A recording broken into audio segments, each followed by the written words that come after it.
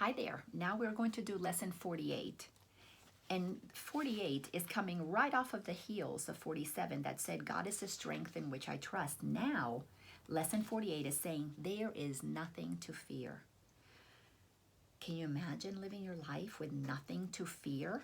Well, that's the promise of perfect peace. In perfect peace, there is nothing to fear. Inside the kingdom of heaven, having God as your strength, of course, there's nothing to fear. Paragraph 1. The idea for today simply states a fact. It is not a fact to those who believe in illusions, but illusions are not facts. In truth, there is nothing to fear. It is very easy to recognize this, but it is very difficult to recognize it for those who want illusions to be true. Do you want your illness to be true? You're going to have fear. Do you want your lack of abundance to be true? You're going to have fear. Do you want your relationship to be not what you want it to be a source of discomfort? You're going to have fear.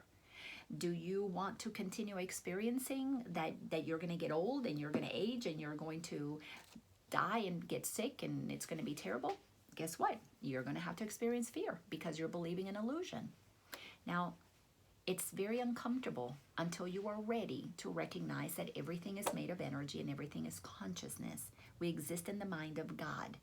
But until we get comfortable that we are energy patterns that have condensed into these forms, as has the planet, as has the ocean, the stars, everything, until you recognize that God's imagination has just activated energy patterns that have formed everything that we appear to be seeing because we're projecting it out there to experience it. Until you recognize that you are the power that gives shape to those things that you're experiencing, you cannot come back to the place where there is no fear.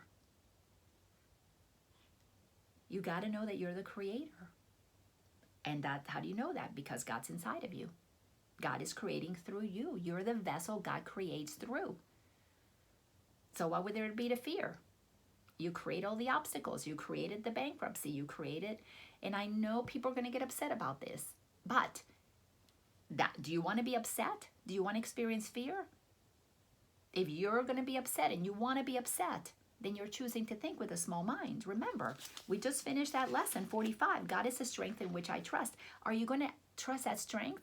Then you can't go justifying getting upset that I didn't create this anger.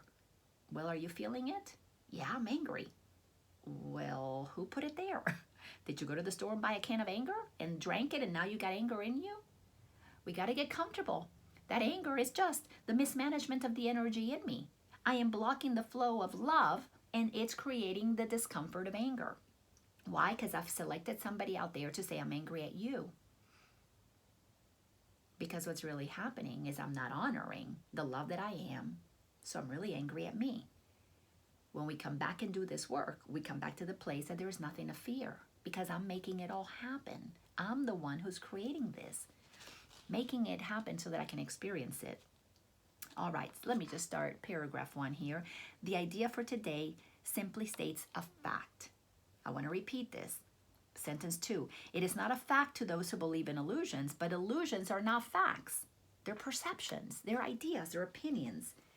They're simply a slice of the pie, a fraction. In truth, there is nothing to fear.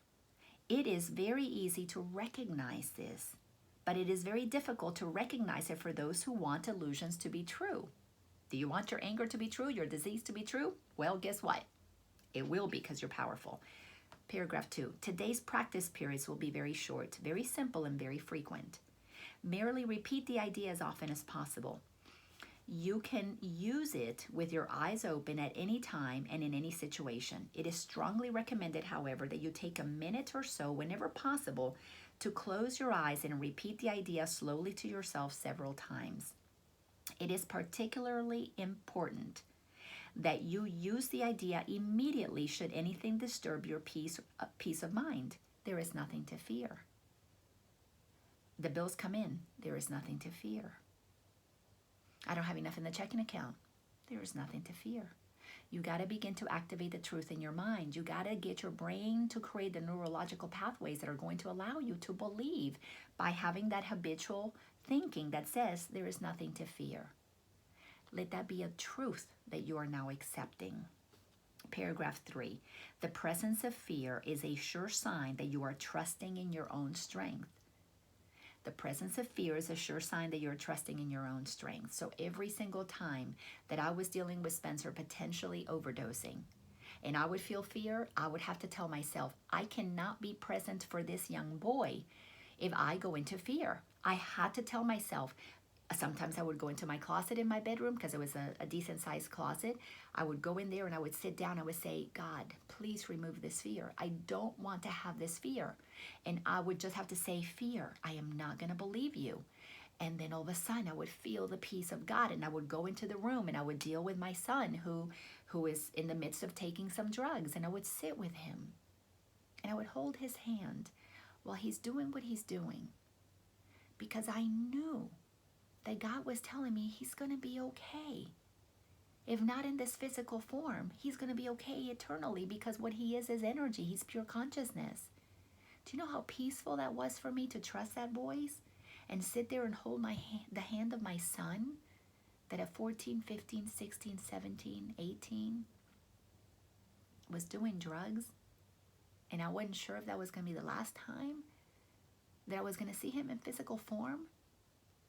But yet I felt the peace of God come over me when I was told, trust, trust. It's going to be okay. There was nothing to fear, because I chose to believe the one who knows. Not my ego mind that was full of fears. What are people going to think? How am I going to explain this to his dad? How am I going to explain this to my other children? How am I going to explain this to my husband at the time, his stepdad? How am I going to explain that to the police when they get here? That I'm sitting here with this. All those fears, believe me, they were moving through my head. But I was not going to trust those fears to be real, because I wanted to sit inside of that place where perfect peace abided in me. And I couldn't feel perfect peace if I was blocking it with fears. That's why fears were illusions, because once I didn't believe them, they went away. And I rested inside of the kingdom of heaven. Paragraph 3. The presence of fear is a sure sign that you are trusting in your own strength. The awareness that there is nothing to fear shows that somewhere in your mind, though not necessarily in a place you recognize as yet, you have remembered God and let his strength take the place of your weakness.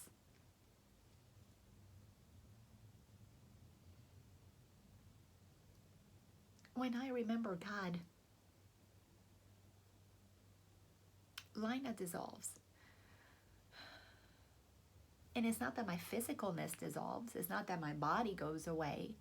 It's that the idea of who I am, the small idea of who I am that blocks the massive idea, the massive truth that God is, it dissolves. And then I can see clearly. I can feel clearly. Just everything opens up. God becomes the light with which I see. God becomes a peace that I get to feel. This stuff is not made up. But you can't experience it if you don't make that decision to trust the strength of God instead of your own petty weaknesses. The instant you are willing to do this, there is indeed nothing to fear.